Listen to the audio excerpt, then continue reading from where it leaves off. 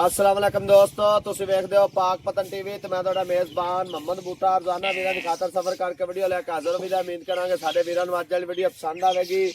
Video पसंद आवे channel नूं सबसक्राइब करना, नाल लगी बैल दा बटन दबाना ताकि आने वाली वीडियो दा नोटिफिकेशन बराबर तक बासानी पहुंच सके। अज वीरां नूं माशाअल्लाह झोटी विखाणी है, फर्स्ट टाइमर पहला वारा सुई है, पिछे कट्टी शाह काली मुश्किल झोटी है। बाकी जो इहदा हिसाब किताब है सारी गल करांगे बाबे होरां दी ज़बानी। कैमरा मैं तुहानूं विखा दा, तसल्लियां करो जी।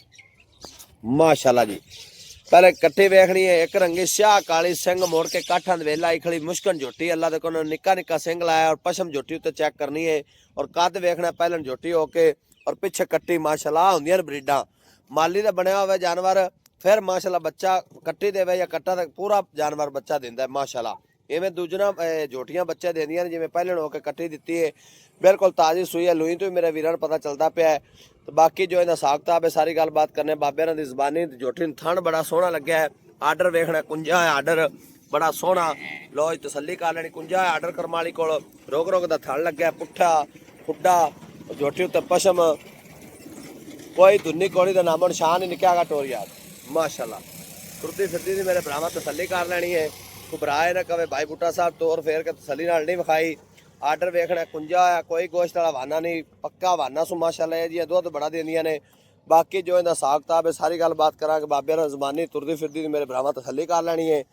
राबता नंबर है 0346 740 59 72। इस नंबर पर व्हाट्सअप बनी है, कॉल नंबर है। माशाअल्लाह पिछे कट्टी थण नज़दीक तो विखा दिए, रोक रोक दा थण लग्या। माशाअल्लाह मुट्ठी वाला पावर वाला थण, कोई धुन्नी कोड़ी नहीं और सारी झोटी उत्ते पशम, पुट्ठा खुड्डा, ढाका और वेल बड़ी, कद बड़ा। माशाअल्लाह पहले झोटी होकर कद शान चंगा, वेल चंगी है। माशाअल्लाह तसलियां कर लैनियां, घबराए ना कवे भाई बूटा साहब तसली ना विखाई नहीं जे।